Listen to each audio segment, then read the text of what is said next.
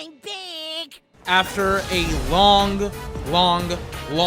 week's vacation, I pretty much just watched anime and thought about some ideas, some things that I wanted to talk about in the next couple of days and in the next couple of weeks. If you're wondering, 24, did you beat Ghost of Tsushima?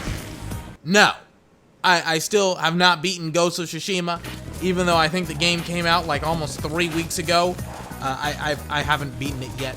Listen, I still have the glitch, you know, the L2 glitch, where, or not even the L2 glitch, but the glitch where I press R3, or not R3, but L3 or my touchpad, and it's like I want to freaking pull out my bow.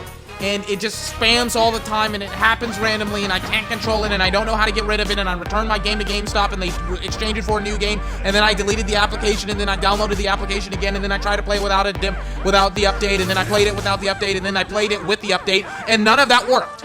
And then I switched out a controller, none of it worked. I even updated my freaking PS4, I think, because it was, because the firmware wasn't up to date, or I think they just released the new firmware, and I was like, I'll try everything, and it didn't work. I changed the controller, I did everything, still didn't work. But I'll be getting around to beating it very soon, probably within the next couple of weeks, to be honest with you. I have so much stuff to talk about over the next couple of days, and I wanted to start off my return with Cyberpunk 2077, you know, the big game that's coming out at the end of this year, November 19th. Oh my god, that's going to be such a fantastic day. That's going to be such a fantastic month. Not only is Cyberpunk going to be released, but hell, the PS5, the Xbox Series X, both of those consoles will be released probably in and around the same time that Cyberpunk will be released. And to think that potentially you could play Cyberpunk 2077 as a release day console for the PS5, for the Xbox Series X is just like mind-blowing. And, you know, I was kind of going over some of the footage that I saw from what was it? It was Night City Wire a couple of weeks ago, all the way back in, I think it was June, right? Like late June. So it's been almost a good 2 months since I really looked back at that gameplay footage, and it still surprises me how done everything is. Like, everything looks clean, everything looks polished. Obviously, the reality of the situation is that they're polishing up the game right now, they're cleaning it up, they're bug fixing, they're patching the game, they're optimizing the game, they're doing everything that they need to do. So when the game ships, it's going to be the vision that they've had for the past, I think, 7 to 8 plus years probably. I mean, they've been working on this game since like 2013, 2012. And going over that Night City Wire B-roll footage, everything looks clean, everything looks solid, and everything looks above expectation for me.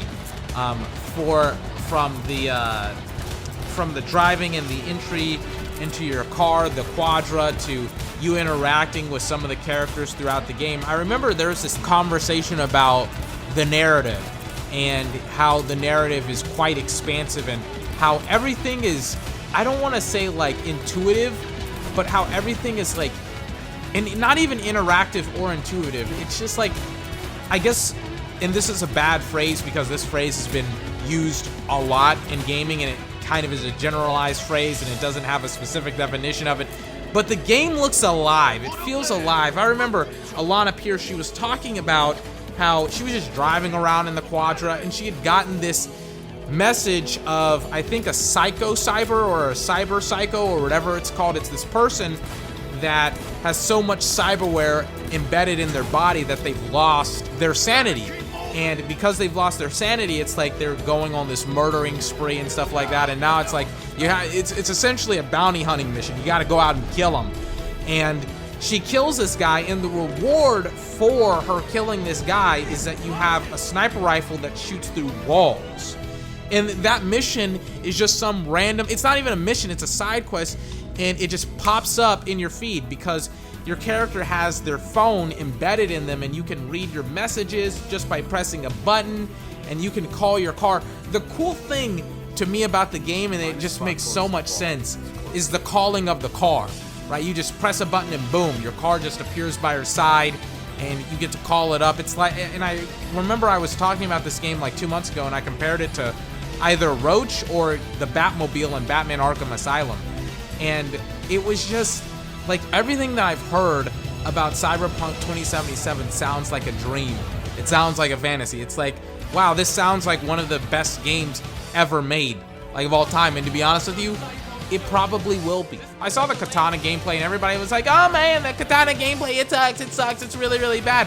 But in reality, Cyberpunk, or not Cyberpunk, but CD Projekt Red, they talk about how with the guns, with the swords, with the weapons in the game, it's not like you're, you know, a specialist in these weapons. It's not like, you know, you're trained in these weapons. You're just a dude or a girl who just so happens to pick up these weapons. You're a novice, you're an amateur. So as you use these weapons more and more and more, and as you gain more experience, the handling of the weapons gets better, so you'll be able to use the weapons better. And I think people are kind of judging this game a little bit harshly when they say, like, you know, the combat doesn't look good, and you don't know when this build of the game was.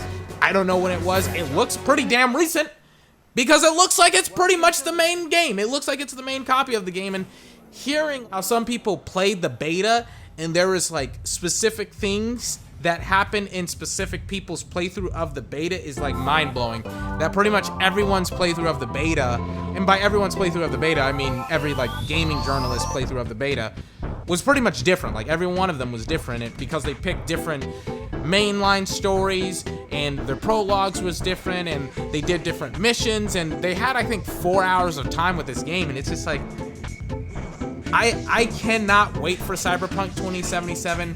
It burns me to my fucking soul that this game is not going to be released on September 17th. Think about it like this.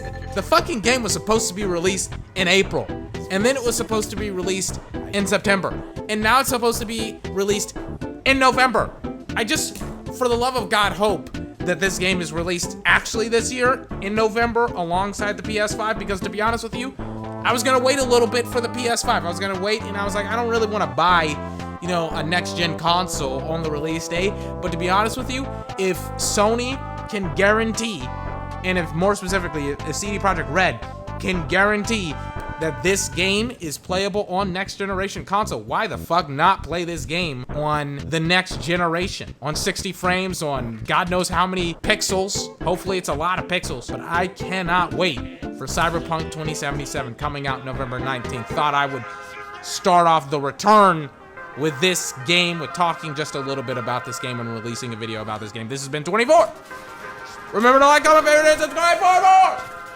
Until my next video, I hope you have a fantastic day, and I will see you next time. Bye-bye.